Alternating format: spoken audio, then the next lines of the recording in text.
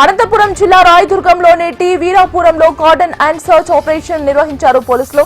జిల్లా ఎస్పీ ఉత్తర్వుల మేరకు ఈ కార్యక్రమాన్ని చేపట్టినట్లు రాయదుర్గం పోలీసులు తెలిపారు. తనిఖీల్లో భాగంగా గ్రామంలో నేర చరిత్ర కలిగిన ఇళ్లను సోదా చేశారు. సరైన పత్రాలు లేని దాదాపు 25 టూ-వీలర్ బైక్స్ ను సీజ్ చేసినట్లు అధికారులు వెల్లడించారు.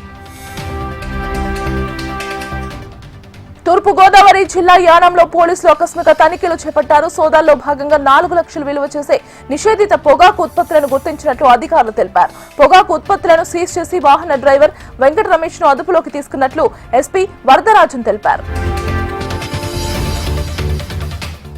తిరుమల శ్రీవారిని పలువురు ప్రముఖులు దర్శించుకున్నారు. Tamil Nadu governor RS Ravi, Amarnath Reddy, MP Gurumurthy, cine నటుడు రఘు, అంబికా కృష్ణ వేరువేరుగా శ్రీవారిని దర్శించుకున్నారు. వీరందరూ శ్రీవారి సేవలో పాల్గొని మొక్కులు తీర్చుకున్నారు.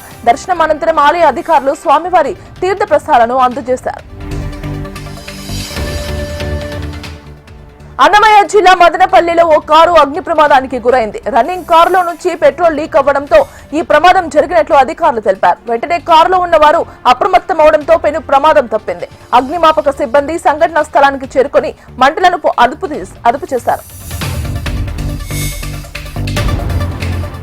నెల్లూరు జిల్లాలోని యువత, ప్రభుత్వ, ప్రైవేటు పాఠశాల విద్యార్థులు, వ్యాపారస్తులు భారీ ర్యాలీ చేపట్టారు. కాలువాయి మండలాన్ని తిరుపతి జిల్లాలో కలపడాన్ని నిరసిస్తూ మానవ హారంగా నిలబడి నిరసన తెలిపారు. నెల్లూరు జిల్లా నుంచి కాలువాయి మండలాన్ని తొలగించడం వల్ల ప్రజలు అనేక ఇబ్బందులకు గురవుతారని తెలిపారు. 1000 మంది విద్యార్థులు, యువత భారీ ర్యాలీగా తహసీల్దార్ కార్యాలయానికి వెళ్లి అధికారులకు వినతి పత్రం సమర్పించారు. పరకామణి దొంగతనం గురించి భూమన కరుణాకర్ రెడ్డికి అన్ని తెలుసునన్నారు స్వచ్ఛాంధ్ర కార్పొరేషన్ చైర్మన్ పట్టాభి. పరకామణి కేసును అప్పటి సీఐ జగన్మోహన్ తో కలిసి పక్కదారి పట్టించారని మండిపడ్డారు.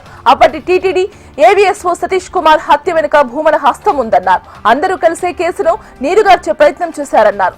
చార్జ్ షీట్ ఫైల్ కాకుండానే నిందితుడు రవికుమార్ నుంచి ఆస్తులను ఎలా రాయించుకున్నారని ప్రశ్నించారు. భూమన భాగోతం బయటపెట్టడానికే తాను తిరుపతికి వచ్చారని పట్టాభి తెలిపారు.